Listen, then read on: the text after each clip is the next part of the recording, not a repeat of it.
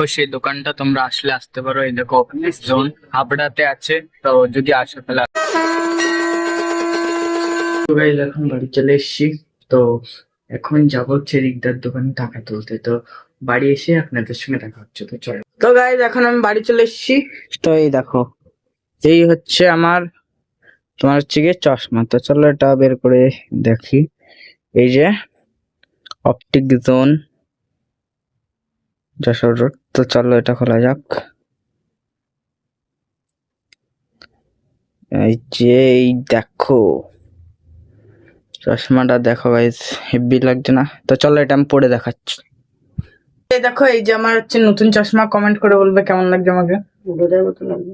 তো এ দেখো এখন, এই যে এখন চলো ওই ঘরে যাওয়া যাক। একটু পরে পরে ঠরে নি, সরি চশমাটা প্লেয়ার ছিল একটা। তো ফাইনালি এই ঘরে আসলাম, আবার এই চশমাটা পরে নিলাম। কারণ হচ্ছে গিয়ে কি, ওই চশমাটা একটু নতুন তো, মানে এবার আমি কেন কিনছি, এই চশমাটা তো অতটা কিছু ক্ষয়প্রাপ্ত হয়নি। মানে এখানে খালি একটু ভেঙে গেছে, তাই ফেভিকুইক দিয়ে লাগিয়েছে, ওটা হয়ে যাবে, ওটা ব্যাপার না। তো ওইটা ধরো আমি কোথাও বিয়ে বাড়ি গেলাম, এদিক ওদিক গেলাম, তার মানে ওটা মানে আমি সবসময় নতুন নতুন টাইপের থাকে, তাই না? তার জন্য ওটা আমি কিনেছি। তো চলো, এটা হচ্ছে গিয়ে আমার বাংলা প্রজেক্ট, যেটা তোমরা আগের দিন দেখলে। এই দেখো এটা আজকে জমা নেইনি, খালি এইটা জমা দেওয়ার জন্য আজকে আমি স্কুলে গেলাম, আর এই প্রজেক্টটাই দেখো নেয়নি।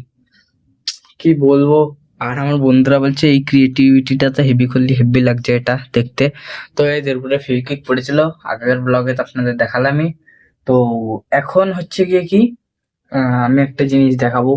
তো আপনারা বলবেন না যে ফ্লেক্স করছে, প্লিজ। এটা হচ্ছে গিয়ে আমার ইংলিশ খাতা। তো এটা আমার হাতের সামনে ছিল বলে দেখাচ্ছি। তো এই দেখো, দাঁড়ান এক সেকেন্ড। ওই দেখো, এটা আজকে পরীক্ষা নিয়েছে। তো এই দেখো আজকে আমি 20-তে 19 পেয়েছি।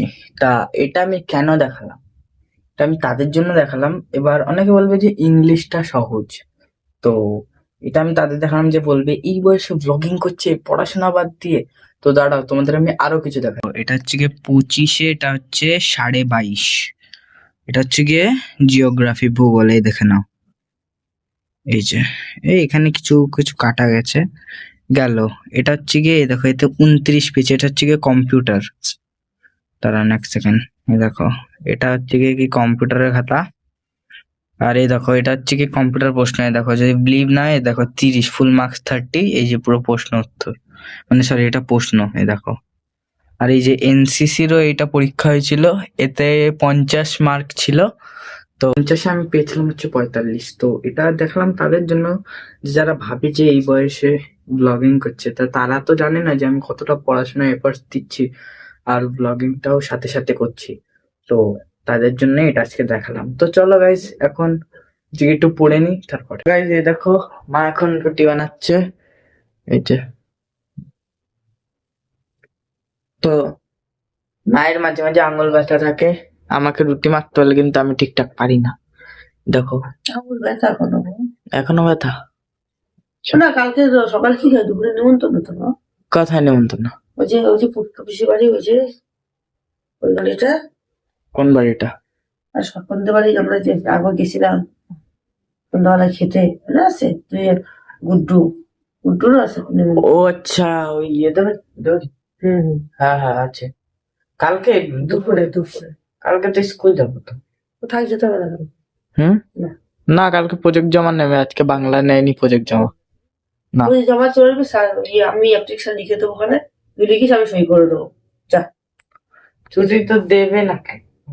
দেবে, আমার মানে বলুন মা সই করেছে, দেখেন আমাদের যাওয়ার কথা আছে বা কিছু একটা লাইব্রেরি চলে আসবিস।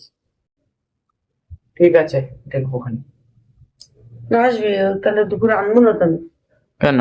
কেন নিমন্ত্রণে কি রান্না হবে? ও ঠিক আছে সকালে। তো গাইস এখন মা তো বলছে কালকে স্কুলে যেতে না, কিন্তু কালকে তো যেতে হবে। কেন কি, না গেলে প্রজেক্টটা জমা দিতে হবে।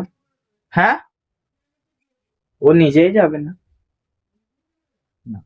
তো গাইস দেখা যাক কি হয়, দেখি যাই নাকি কালকে।